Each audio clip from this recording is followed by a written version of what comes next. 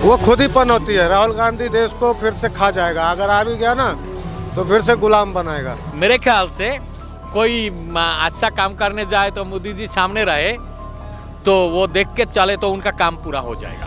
Online क्या होता है? ये ऑनलाइन मेरे बाप ने दिया मेरे को, ये तो मोदी ने दिया। पैसा कौन जमा करवा रहा? पप्पू जमा करवा रहा मेरा पैसा। कहने वाले तो कुछ भी कहते हैं, लोग परमात्मा को कहते रहते हैं। ये खुद ही गोली हो जाएंगे, इटली भागेंगे आप बोरा बिस्तरा उठा के। हम पहले बोलते थे पाकिस्तान हमारे अमेरिका बचा ले, आज हम बोलते हो पाकिस्तान तो कौन है? चीन हाथ तेरी माँ चोद देंगे। इतना गोला बारूद लेके इकट्ठा कर रखा मोदी सरकार है। राहुल गांधी जी कहते हैं कि प्रधानमंत्री तो पनौती है। अभी वही देख रहा था हमने।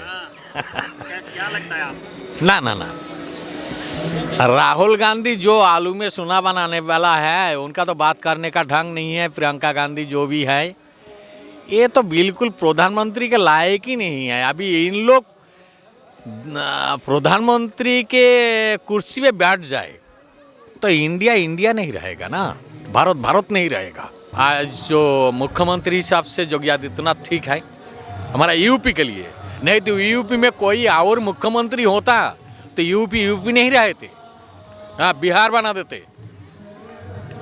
और ये जो इंडिया जो है, इंडिया में आज जैसे प्रधानमंत्री मोदी ना होते और कोई हो जाते, बहुत मुश्किल हो जाते, बहुत मुश्किल। इतना तक जीना मुश्किल हो जाते। कोरोना के टाइम ख़त्म कर देते इंडिया, हाँ कोई नहीं रोक पाता। ये तो मैंने भी ईश्वर से प्रार्थना करता हूँ, भगवान कृष्ण जी राम जी से प्रार्थना करता हूँ जो आगे कम से कम और 24 में मोदी जी आ जाए। जय मां गंगे। जैसे अभी विश्व कप हार गए, मोदी जी वहाँ गए थे स्टेडियम में, उसके बाद कांग्रेस ने चला दिया पूरा कि ये तो पनौती है। देखिए ऐसा है ना, बुराई जिसके पास रहती है वो तो कहीं ना कहीं उगलेगी। लेकिन हमारे ये दुर्भाग्य है कि पहले ऐसे नेता हमें मिले होते तो हम कहीं से कहीं और पहुंचे होते। वो खुद ही पनौती है। राहुल गांधी देश को फिर से खा जाएगा, अगर आ भी गया ना तो फिर से गुलाम बनाएगा। हाँ, जैसे पहले गुलाम था फिर देश गुलाम हो जाएगा।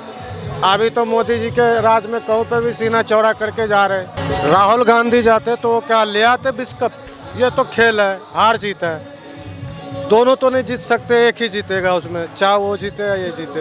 ये तो अपनी अपनी किस्मत की बात है, यही है बात सर। अब वो बोल रहे कि उसको पनौती, तो वो अपना नंबर बढ़ा रहे। हमारी सरकार आए, 15-16 साल उनकी भी सरकार थी तो उन्होंने क्या किया देश के लिए?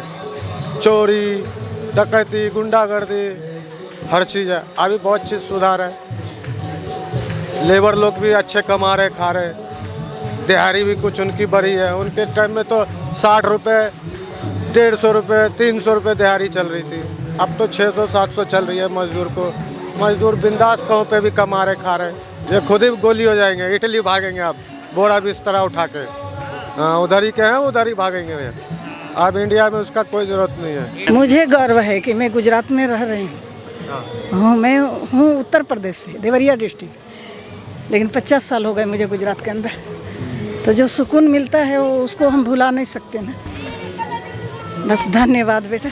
अच्छा सुनिए, तो जैसे लोग कह रहे हैं कि भाई मोदी तो पनौती है, अभी जैसे विश्व कप हार नहीं गलत है। देश के जो प्रधानमंत्री हैं उन्हें विपक्ष कह रहा है कि ये तो पनौती है। वो जो विपक्ष बोल रहा है वो पनौती है, वो कंजर हैं, उन्हें पता नहीं खाना कैसे खाते हैं। जब से मोदी आया तब से खाना खा रहे हैं। हमारे उत्तराखंड ऋषिकेश में एक बार आए थे, हमारा नक्शा बदल दिया उन्होंने ऋषिकेश का। चंद्रभागा दयानंद घाट का आपने कभी नाला देखा था? आज रोड बन चुकी है। किन के चक्कर? नरेंद्र मोदी के आने के चक्कर में।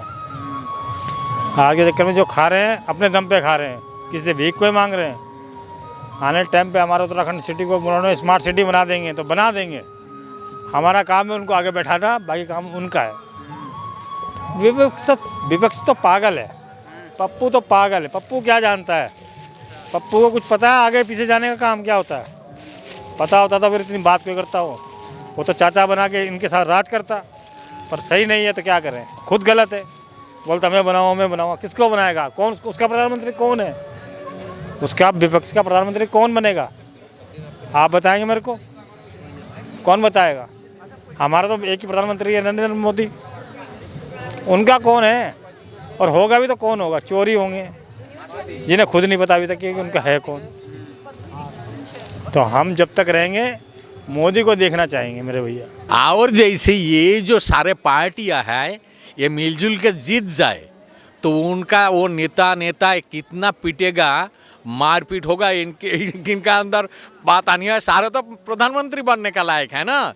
वो राहुल बनेगा, केजरीवाल, ममता बनर्जी जो भी हैं सारे वो प्रधानमंत्री बनने के लिए ही वो तो पार्टी वैसे ही एकजुट हो रहा है ना। बिल्कुल इनके अंदर ऐसे नहीं है, नहीं होगा, बिल्कुल नहीं हो सकते। ये जो जानता है इनका ज्ञान है। हम तो देखिए ऐसे हिंदी नहीं जानता हूँ, नहीं बिल्कुल हिंदी नहीं जानता हूँ। ऐसे ही तो मैं बांग्ला भाषी हूँ। हाँ, और यहाँ बांसुरी बजाता हूँ, बातचीत भी नहीं ज़्यादा करता हूँ। बस इसी हिसाब से चलता हूँ, जो देखता हूँ उसी हिसाब से मैं कर रहा हूँ। मेरे ख्याल से कोई अच्छा काम करने जाए तो मोदी जी सामने रहे तो वो देख के चले तो उनका काम पूरा हो जाएगा। हम नहीं बोल रहे, हर आदमी से पूछो जिसके घर में कभी मोबाइल फ़ोन नहीं होता था, जिसे ये नहीं पता था कि ऑनलाइन क्या होता है। ये ऑनलाइन मेरे बाप ने दिया मेरे को, ये तो मोदी ने दिया। ये क्या है? ये मेरे बैंक में इतने सारे पैसे इकट्ठे हो गए, मुझे खुद नहीं पता। सुबह उठता हूँ तो लोग बोलता पैसा नहीं है, इसमें डालूंगा। मैं बोलता डाल भाई। तो पैसा कौन जमा करवा रहा? पप्पू जमा करवा रहा मेरा पैसा। मेरा खाता किसने खोल के दिया? मोदी ने। ये मेरे को टंटा किसने दिया? मोदी ने। 1 रुपया लगा नहीं, फ्री में दे के चले गया। अब मेरा कस्टमर वापस नहीं जाता है। 10 रुपये खाए या 500 रुपये खाए, मेरे से खा के जाता है। ये किसने दिया मेरे को? आज चीन की, अब मैं कुछ बोल दूंगा फिर अच्छा नहीं लगेगा, थोड़ा गंदे लफ्ज़ से निकलेंगे। हम पहले बोलते थे पाकिस्तान हमारी गांड भर रहा, अमेरिका बचा ले। आज हम बोलते हो पाकिस्तान तो कौन है? चीन आ तेरी माँ चोद देंगे। इतना गोला बारूद लेकर इकट्ठा कर रखा मोदी सरकार है। लोग बोलते हैं ना कि महंगाई बढ़े। अरे महंगाई क्या बढ़ गई? कुछ नहीं। शेर पालेगा आदमी तो उसके खाने के लिए तो चाहिए ना, उसको थोड़े बोलोगे महंगाई है। आज डिफेंस में हमारे पास कितनी मशीनरी है, कितनी, ये तो ठीक है। लोगों का कहना है बुराई उल्टा सीधा, कोई चाय बेचने वाला बोलते हैं, कोई उस पर गाना बनाते हैं। अपनी एक घर गृहस्थी जो घर है, समाज 10, 15, 20 आदमी के घर है, वो नहीं संभाल पाता है आदमी, तो उनको तो देश पूरा संभालना है। और सारे हमारे दुश्मन सारे बॉर्डर पे ही पड़े हैं। चाइना अलग घात लगा है, पाकिस्तान अलग घात लगा है, श्रीलंका अलग घात लगा है। उसको सबको, वो आदमी सबको मतलब उनका मुंह बंद करके रखा है। अब कुछ तो होगा उनके अंदर तो ही ना। ऐसे पावर ऐसे तो कोई है नहीं। इस इतनी 65, 66 एज के हैं और इतने बाहर के कंट्री में अपना नाम कमाते हैं। ऐसे ही कोई मान लेगा? कुछ तो होगा आदमी के अंदर, पावर तो कुछ होगा, एनर्जी कुछ तो होगा, सिस्टम कुछ हो गए उनके काम करने के तरीके, तो ही आदमी इतना उनको बाहर के लोग आदर करते हैं, हाथ मिलाते हैं। कि मैं किसी नेता को ऐसे को क्यों जिताऊंगा जिस पे अच्छे से स्पीच डिलीवर करना नहीं आता, हमारे मुद्दों को वो नहीं उठा सकता। जो इन मुद्दों पे बात कर रहा है कि चौकीदार चोर है, कि वो वहाँ चला गया तो वो मैच हार गया, कि इसकी वजह से ये हो गया, जादू टोना हो गया, ये सब चीज़ों को आप एक नेता से एक्सपेक्ट नहीं कर सकते। लाइक पढ़े लिखे इंसान से तो बिल्कुल एक्सपेक्ट नहीं कर सकते। But you know, the politics has been going on in a same fashion since so long. Rahul Gandhi तो एमफिल हैं और पता नहीं क्या क्या हैं। देखिए, एजुकेशन का डिग्री से कोई लेन देन नहीं है, इसका कोई ताल्लुक नहीं है। आप कितने पढ़े लिखे हैं, आपने एमफिल की है, आपने कोई भी डिग्री किसी भी इसमें हासिल की है, ये आपको ये तय नहीं करता है कि आप कितने समझदार हैं, कितने अच्छे वक्ता हैं या कितनी अच्छी बातें बोल सकते हैं।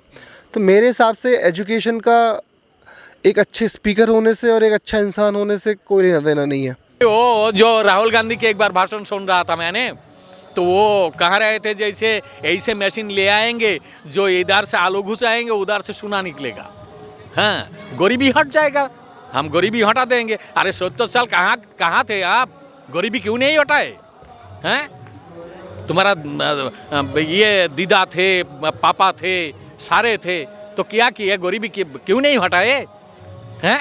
ये चूल्हे जलाते जलाते घर जैसे गरीब आदमी का जंगल से लाकड़ी लाके, ये ऋषिकेश वाला भी ये गंगा जी पार होकर उस पार से लाकड़ी लाके जलाते थे। आज सबका घर पे गैस है। हो सकता है गैस की कीमत ज़्यादा है, अरे भाई पेट्रोल की कीमत ज़्यादा है तो चावल की भी कीमत ज़्यादा है, क्यों नहीं होगा? अभी धान खरीद रहा है 2,500 रुपया, तो चावल क्या 1 रुपया बिकेगा दुकान पे? पेट्रोल क्या अभी तो ये 10 साल 15 साल पहले जैसे 40 रुपया पेट्रोल थे, उस टाइम के बात वो है। 40 रुपया के टाइम 40 रुपया थे, अभी 100 रुपया के टाइम तो 100 रुपया ही होगा। हाँ, उस टाइम एक दिन मजदूरी कितना में काम करते थे? 100 रुपया में। आज जो 800 रुपया काम कर रहा है तो पैसा क्या करेगा? जिसका नौकरी था 30,000 रुपया, वो उनका सैलरी कितना हो गया? लाख रुपया, तो पैसा क्या करेगा? वो क्यों दे रहा है? खर्चा करने के लिए ना। तो पेट्रोल की कीमत 100 रुपया क्यों नहीं होगा? चावल की कीमत 50 रुपया क्यों नहीं होगा? ये तो होगा ही होगा। भाई कमा रहा हूँ ज़्यादा। एक दिन मैं भी 100 रुपया नहीं कमाते थे, कल भी 1300 रुपया कमाए थे, यही बैठ के बंसुरी बजा के दिए थे आदमी। तो 1300 रुपया क्या करेंगे? हम खर्चा नहीं करेंगे। तो ये तो सारे बात देखो भाई, अभी टाइम से टाइम, जैसे उस टाइम के बात करने से नहीं होगा ना। अभी जो है हिसाब है, सारे दुनिया का रेट बढ़ रहा है, ज़्यादा हो रहा है, महंगा हो रहा है, क्या क्या जाए। अच्छा उस टाइम तो दूध भी 10 रुपया थे, आज 60 रुपया दूध है, क्यों हो गया? कैसे नहीं होगा? गायें नहीं पालते हो, सारे दूध पीने वाला है लेकिन गायें नहीं पालते हो। उस टाइम तो सारे घर पे गायें रहते थे। हाँ, हमारा घर पे भी 2 गायें रहते थे, हम दूध नहीं खरीदता था।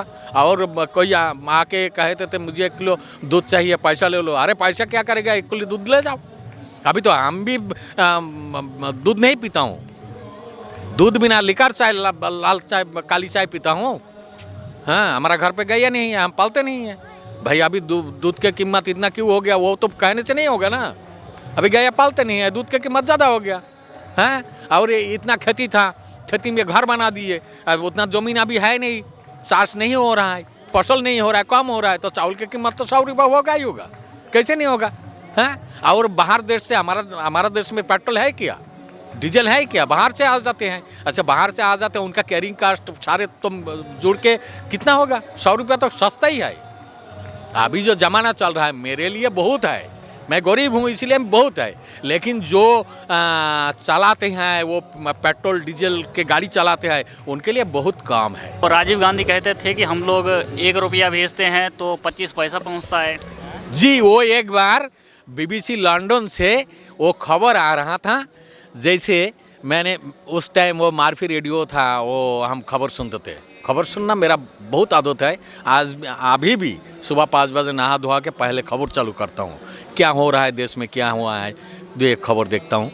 तो उस टाइम BBC लंदन से वो कह रहे थे, जो ऐसे हम इंडिया के प्रधानमंत्री कह रहा है हम 100 रुपया भेजता हूँ, उसमें 15 रुपया के काम होते हैं तो 85 पैसा खा जाते हैं। मेरे को दिमाग में आया, अरे तो हमारा ये भारत में कितना लूटेरा जाए, ये बहुत तो लूटता है। एक बड़ो साधु महात्मा था, उनके पास हम चले गए, जो बाबा ये जो 1 रुपया में 85 पैसा खा जाते हैं, 15 पैसा के काम होते हैं, तो ये इंडिया में बार बार भगवान क्यों अवतार लेते हैं? बाबा मेरे को कहा इसीलिए ही तो लेते हैं क्योंकि ये भ्रष्टाचार है ना, और इतना जल्दी जल्दी यहाँ भ्रष्टाचार आ जाते हैं, इसीलिए भगवान को आना पड़ता है ये सुधारने के लिए। हाँ, बार बार आना पड़ता है, वो दूसरा देश में नहीं जाना पड़ता है, हमारा भारत में ही आना पड़ता है कि यहाँ जल्दी जल्दी 2 नंबरी जन्म हो जाती है, और 2 नंबरी 3 नंबरी 4 नंबर ये ख़त्म करने के लिए भगवान का आना पड़ता है, अवतार तो इसीलिए लेना पड़ता है ना। ये वो साधु मुझे कहा था। यूपी के नाम सुनो, आदित्यनाथ योगी जी, सारे सबको बिल में घुसा के खींच के मारे, मरवाए। क्यों भाई? आज आदमी, हर एक आदमी स्वतंत्र जीना चाहता है, स्वतंत्र जीने के लिए किसी को डर भय नहीं होना चाहिए। ये सब पहले के हैं जो अपना अपना कब्जा करके ज़मीनों पे हर एक चीज़ में करके अपना वर्चस्व दिखा करके लोगों को दबा करके गरीबों लोगों को ज़मीनें हड़प करके ऐसा कार्यक्रम करते हैं लोग। तो रवीश कुमार ने एक वीडियो बनाया पनौती को लेकर, वो चले गए नेपाल। वो कहने लगे कि नेपाल में एक गांव है पनौती, तो वहाँ उसे शुभ माना जाता है, हिंदुओं का गांव है, ये है वो है मैं ना? माफ़ी चाहूँगा आपको रोकने के लिए। मैं आपको एक उदाहरण देता हूँ रवीश कुमार का। मैं रवीश कुमार को बहुत काफ़ी टाइम से फॉलो करता हूँ। रवीश कुमार काफ़ी smart, he is a very manipulative guy. देखिए, एक न्यूज़ को कहने के कई तरीके होते हैं। तो मैंने रवीश कुमार को अक्सर देखा है कि अगर कहीं भी किसी मुस्लिम धर्म के इंसान ने किसी का मर्डर कर दिया या किसी पे हमला कर दिया, तो उनकी न्यूज़ ऐसे स्टार्ट नहीं होगी कि देखिए एक मुस्लिम व्यक्ति ने इसका वो कर दिया। ओके ठीक है, एक व्यक्ति ने मर्डर किया, आप बताइए कि एक व्यक्ति ने मर्डर कर दिया। बट अगर कोई हिंदू व्यक्ति हिंसा करता है या किसी भी ऐसी चीज़ में शामिल होता है, तो मैंने ये स्पेसिफिकली देखा है रवीश कुमार का कि एक भगवाधारी, एक हिंदू, एक ब्राह्मण, वो स्पेसिफिकली जाति धर्म को कंसीडर मेंशन करते हैं। ये दोगलापन क्यों? तो रवीश कुमार ने भी ठेका ले लिया है कि उसको लेफ्ट विंग में ही रहना है। तो Ravish Kumar is also not a good person. He know how to make money. अब बहुत से लोग सोचते हैं कि रवीश कुमार को NDTV से निकलवा दिया गया। ठीक है, निकलवा दिया गया तो क्या हो गया? Do you have any idea कि वो कितने व्यूज़ बटोरते हैं यूट्यूब से? And he is making millions. और लोगों को लगता है कि नहीं नहीं, बहुत रवीश कुमार तो बहुत सीधे हैं, कुछ नहीं। अरे भैया, इनके करोड़ों रुपए की इनकम है पर मंथ की, और आपको आइडिया भी नहीं है कि ये आपको क्या टेबल पे सर्व कर रहे हैं, सच बोल रहे हैं, झूठ बोल रहे हैं। तो देखिए, रवीश कुमार हो या कोई भी न्यूज़ पत्रकार हो, लॉजिक है ना, उनका लॉजिक है पनौती को लेकर कि भाई नेपाल में एक गांव है पनौती, और वो तो हिंदुओं का गांव है, वहाँ शुभ माना जाता है, वहाँ जो है तरह तरह के हिंदू त्यौहार मनाए जाते हैं, तो पनौती तो शुभ है। तो ये लोग पनौती पे क्यों गुस्सा हो रहे हैं? पनौती तो शुभ है। देखिए, लॉजिक को आप कैसे देखते रवीश कुमार को जितना मैं जानता हूँ अवार्ड भी मिल चुका है मैक्सिस की तरफ से। तो रवीश कुमार से ये एक्सपेक्ट करना कि वी कैन एक्सपेक्ट कि Ravish can speak a lot of shit. Ravish बहुत गंदे तरीके से हिंदुत्व को, बीजेपी को या अदर चीज़ को टारगेट कर सकते हैं, बट ये इतनी तुच्छ बातें उनसे एक्सपेक्ट करना is quite laughable. Like you can just laugh. इस बात का कोई आधार नहीं है। और एक इंसान जिसको मीडिया के स्तर पर एक अवार्ड मिला हो, इतनी एजुकेशन प्राप्त की हो, ग्राउंड रियलिटी पे इतना काम किया हो, और वो इन चीज़ों पे, इन मुद्दों पे डिस्कशन करे, तो समझ लीजिएगा आप स्तर कितना गिर चुका है मीडिया का।